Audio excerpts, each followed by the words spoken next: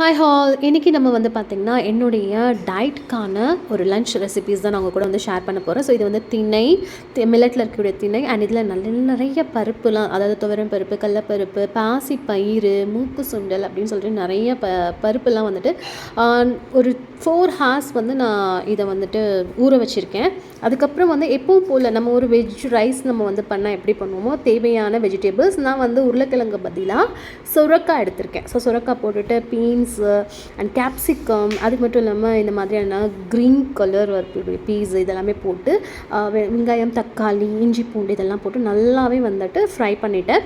அதுக்கப்புறமா வந்து நான் என்ன பண்ண போகிறேன் அப்படின்னு கேட்டிங்கன்னா, கொஞ்சமாக மிளகாத்தூளும் கொத்தமல்லி தூளும் அண்டு உப்பு, மஞ்சத்தூள், ஸோ இதெல்லாமே போட்டு நல்லா மிக்ஸ் பண்ணதுக்கப்புறமா இப்போ நம்ம அது ஊற வச்சுருக்கோம் இல்லையா, ஸோ அந்த வாட்டரை வந்து நான் ஆல்ரெடி நல்லா வாஷ் பண்ணியிருக்கேன். அப்படிங்கிறதால அந்த வாட்டரில் எவ்வளோ வருது அப்படிங்கிறத அந்த தண்ணியை நான் வேஸ்ட் பண்ணாமல் எடுத்துப்பேன்.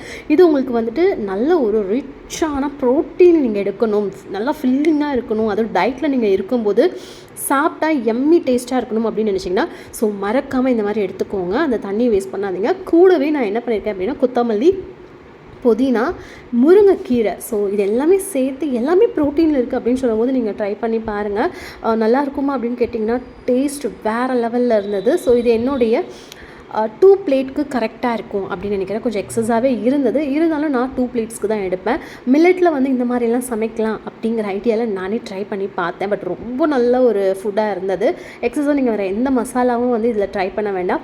உப்பும் அண்ட் காரமும் கரெக்டாக இருக்கா அப்படிங்கிறத மட்டும் பார்த்துக்கோங்க. ஸோ இது வந்து ஒரு 4 to 5 விசில்ஸ் நான் விட்டதுக்கப்புறம் இப்படி தான் எடுத்தேன். லைக் ஒரு கொஞ்சம் பொங்கல் மாதிரி இருக்கணும் அப்படின்னு நான் நினச்சேன்.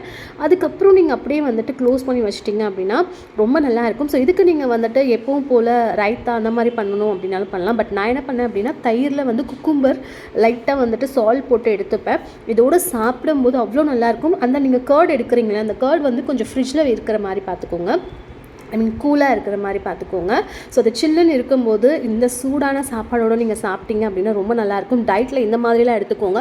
இல்லை நீங்கள் வெஜிடபிள்ஸ் ஆட் பண்ணணும் அப்படின்னாலும் இன்னும் என்ன மாதிரியான வெஜிடபிள்ஸ் வேணாலும் ஆட் பண்ணிக்கலாம். பட் நான் இன்றைக்கி வந்து இந்த சுண்டல், பருப்பு இதோடு வந்துட்டு சாப்பிட்ணும் அப்படின்னு நினச்சேன். சன்னா வேறு லெவல் டேஸ்ட்டாக இருந்தது. எனக்கு ரொம்ப கம்ப்ளீட் சாட்டிஸ்ஃபைடாக இருந்தது. லைக் வீக்லி ஒன்ஸ் ஆச்சு நம்ம இந்த மாதிரி பிளேட் எடுத்துக்கணும் அப்படின்னு நினச்சேன். ஸோ மில்லட்ஸ் எடுத்துகிட்ருக்கேன் அப்படிங்கிறதால மில்லட்ஸில் இந்த மாதிரி டேஸ்டியாக நிறைய சமைச்சு சாப்பிட்லாம். அண்ட் உங்களுக்கு வந்துட்டு ரொம்ப ஃபில்லிங்காக இருக்கும். ட்ரை பண்ணி பாருங்கள். நீங்கள் டயட்டில் இருக்கீங்க, வெயிட் லாஸ்க்கோ இல்லை நார்மலாக இந்த மாதிரியான ஃபுட் மறக்காமல் ட்ரை பண்ணுங்கள். Bye bye.